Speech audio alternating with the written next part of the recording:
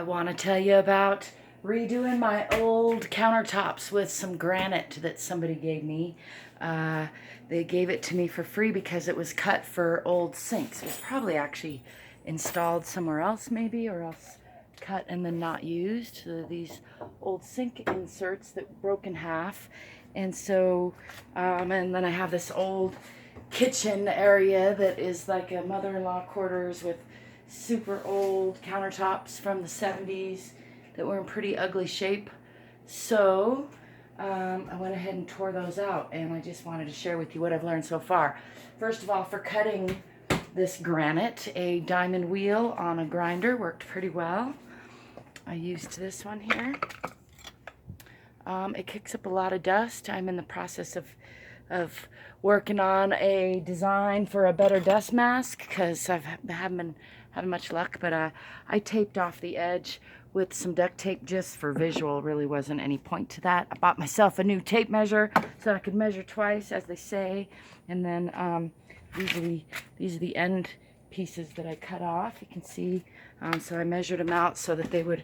And I was going to go over the countertop, and I'm glad that I asked a friend of mine who is in the trade of doing countertops, and he informed me, no, you should always, that would be ugly, and remove these. So these are pretty well nailed in. They're actually nailed in under this, let me show you if I can here. So these nails, or screws actually, are drilled in, inset, and then gone over with putty, and then this stuff is laid over it. So pulling it up was kind of, traumatic on the cabinets. Good thing they're old.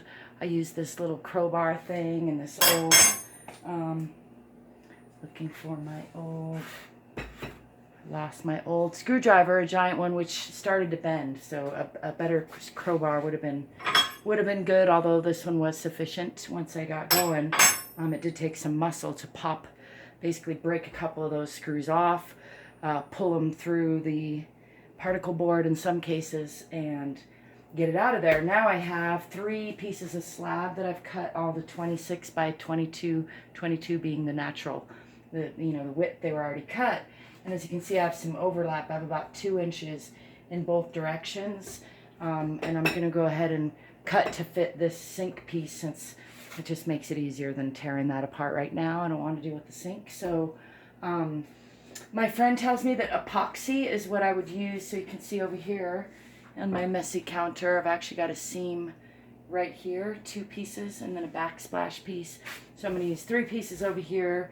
I think I'm going to cut a 2-inch strip off of this piece and about a 1.5 to 2-inch strip off of this piece, and just make for a nice snug fit. I may or may not drip a little epoxy in there. They actually sit real nice on the, just straight onto these without any, like you could, probably silicone them down or something, but I don't even think that's actually necessary, especially if they're epoxied together. The backsplash, I may put in a grout line toward the back, once I secure that, or secure it a little bit with, again, probably some silicone or something. But already I will tell you that even like secondhand, not so great granite in a not so great kitchen feels a lot better to cut on. It's like cooler to the touch, and just hides dirt and crumbs better, and cleans up easier, and doesn't seem to, of course, this side is pretty new, so maybe the ants just didn't discover it yet, but it seems like it's less attractive to the ants to crawl across than the white stuff. Definitely looks and feels better.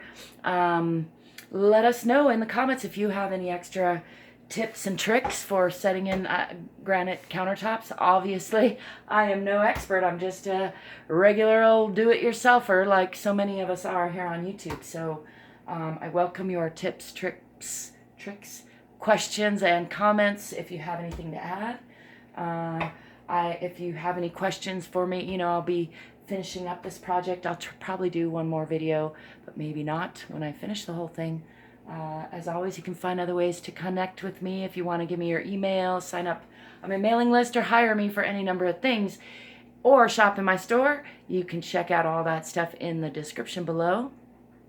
I've got books and CDs for sale as well, I should mention. Give me a thumbs up and subscribe to my channel if you haven't already. And until next time, I wish you love, lightheartedness, peaceful conflict resolution, grateful adventures in doing things yourself. Don't forget to play every day.